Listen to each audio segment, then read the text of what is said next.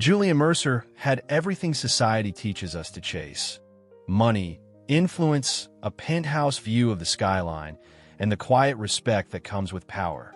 But behind all the sharp suits and boardroom victories was a man who dreaded one thing more than any failed investment: family gatherings.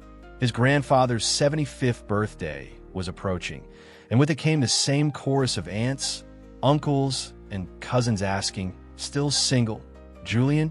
It wasn't just curiosity. It was a judgment wrapped in a smile, a ticking clock hidden behind well-meaning eyes. Hello, I'm going to tell you this incredible story. Remember that to receive new stories like this, you can subscribe to the channel, like the video, and activate the notification bell. Let's get to the rest of the story. The invitation arrived in an embossed envelope, laced with heritage and high expectations. The event would take place in Charleston, where Spanish moss drips from trees like whispers of the past, and traditions run deep like the roots beneath its cobbled streets. For Julian, attending meant walking into a lion's den.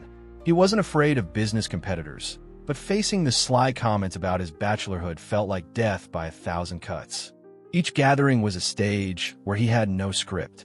This wasn't just a party. It was a reminder of everything he hadn't fulfilled. Being the only grandson who hadn't married, Julian had become a sort of family project. The older women tried to match him with daughters of old friends, while the men offered unsolicited advice on settling down. It was a ritual at this point, and he played his role: smile, deflect, retreat.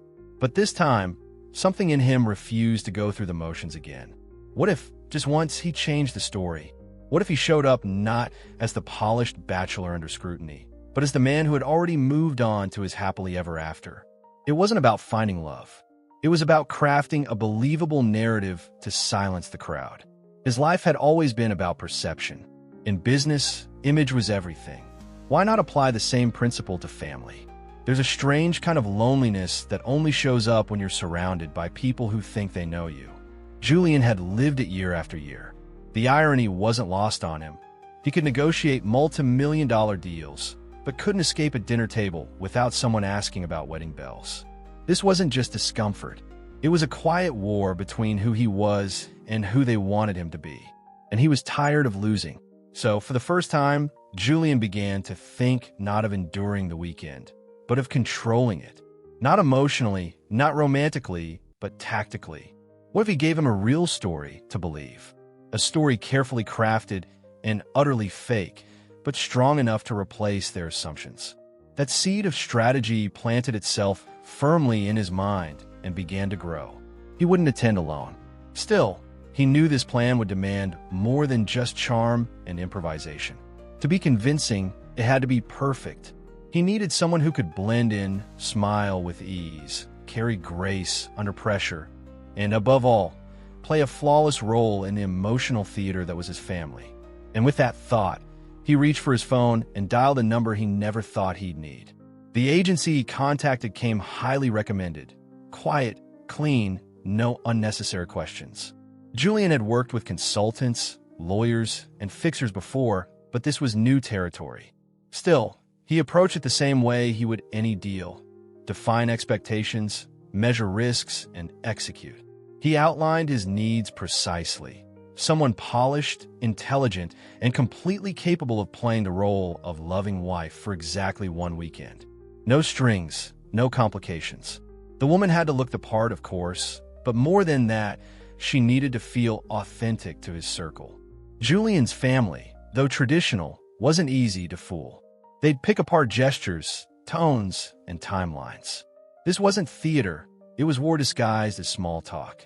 He needed a partner who could lie with grace and smile through suspicion. Someone who could stand beside him and make others question why they ever doubted him.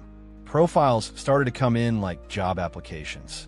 He scanned them clinically, cross-referencing resumes with background details, filtering out candidates who felt too scripted or too unpredictable. It wasn't until the agency sent a final shortlist that one name stood out: Clara Jennings.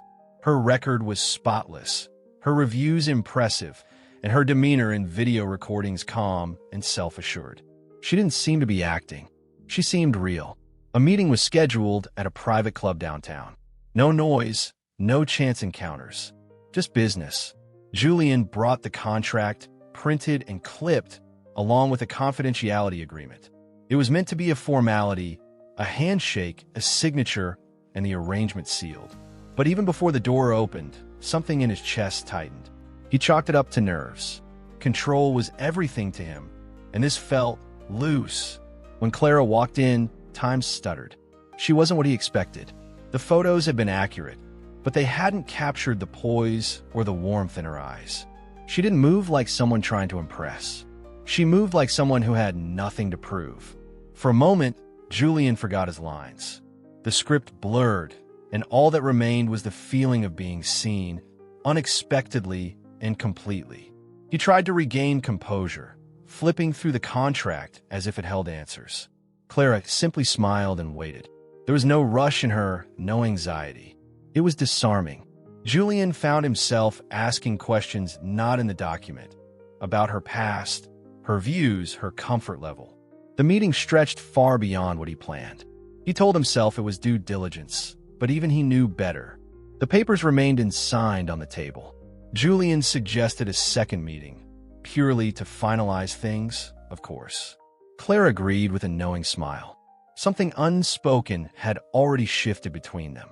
Neither of them said it, but both knew that what they were stepping into had stopped being just business. Their second meeting wasn't at the club. It was at a quiet cafe in the historic district, far from Julian's usual world of glass towers and leather chairs. Clara arrived early. She wore something simple, elegant, yet entirely disarming. Julian spotted her from across the street and felt something he couldn't quite place. Not fear, not attraction, something deeper, more grounded. It was the feeling of arriving somewhere you didn't realize you'd been missing. They spoke more freely this time. The conversation drifted from logistics to life. Childhood stories, favorite books, little things like coffee orders and travel dreams. Julian, who usually guarded his past like a vault, found himself opening doors.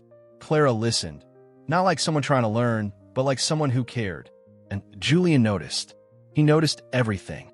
The contract was signed, yes, but it felt secondary now. Clara was no longer just a piece in his plan. She had become part of his thoughts, his rhythm. He remembered the curve of her smile, the way her fingers tapped gently on the table when she thought. She didn't flatter him or ask about his wealth. She asked about Charleston's weather in spring. It was refreshing. Julian had always been in control. His world revolved around structure. Clara, with her calm confidence and gentle strength, was the opposite of structure. She was grace in motion. And somewhere along the line, Julian stopped thinking about the performance. He started wondering what it might feel like if it were real. It wasn't part of the plan. When they rehearsed their backstory, how they met, what their wedding was like, Julian found himself adding details that weren't needed. Memories they'd never lived, emotions they'd never shared. Yet they felt real. Clara didn't call him out on it. She simply responded in kind.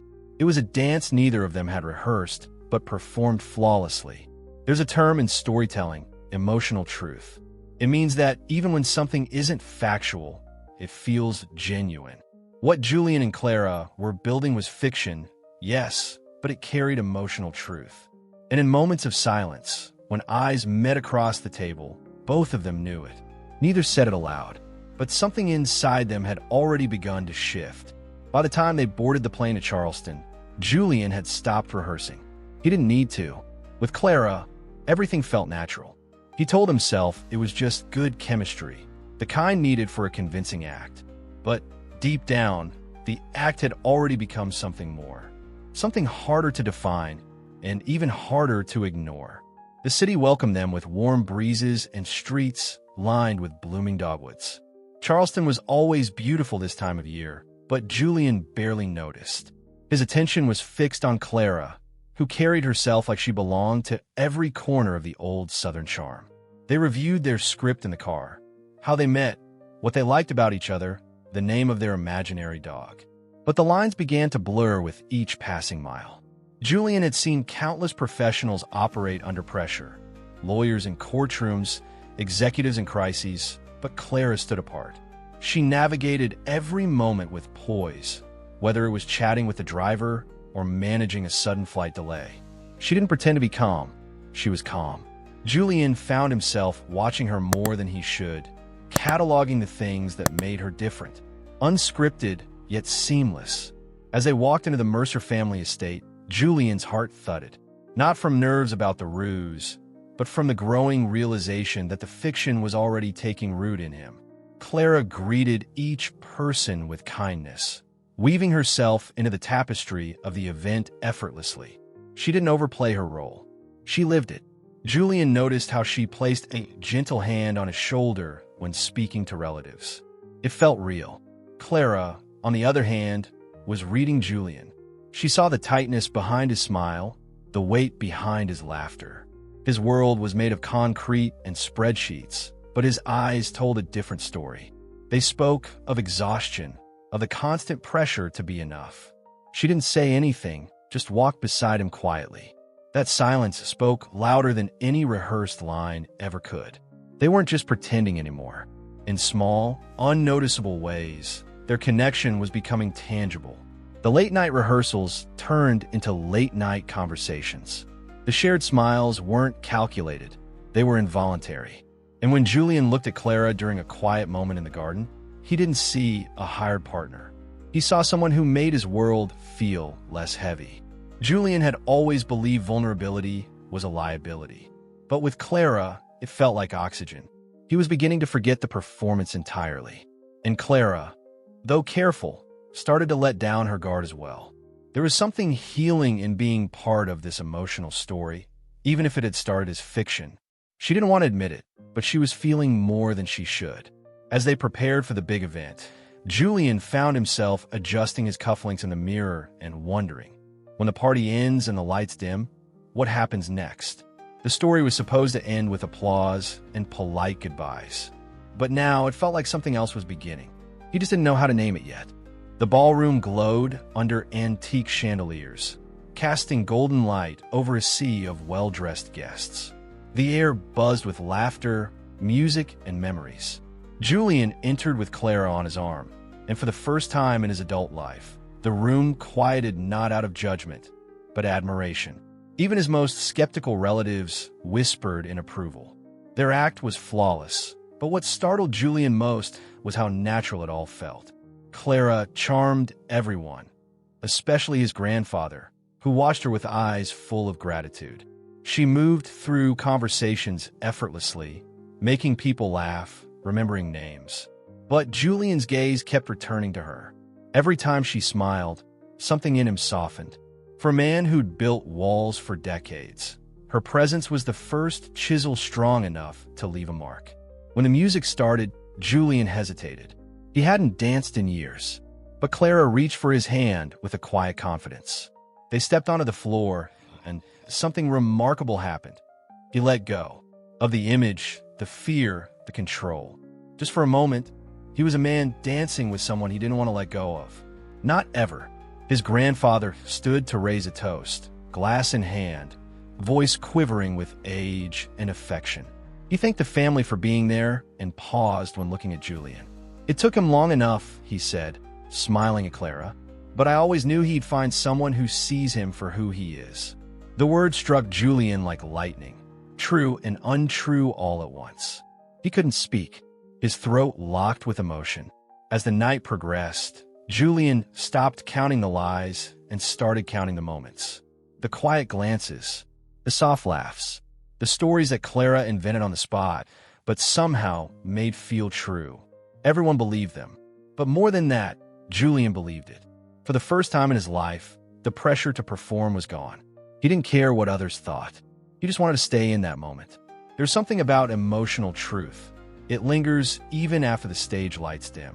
This wasn't just a performance anymore. Julian could feel the line between real and pretend disappearing. Clara wasn't just a solution. She had become the center of his story. And no matter how the weekend ended, something inside him had already changed. Yet, as the evening drew to a close and the laughter faded into piano echoes, a question began to rise like smoke. How do you go back to pretending after this?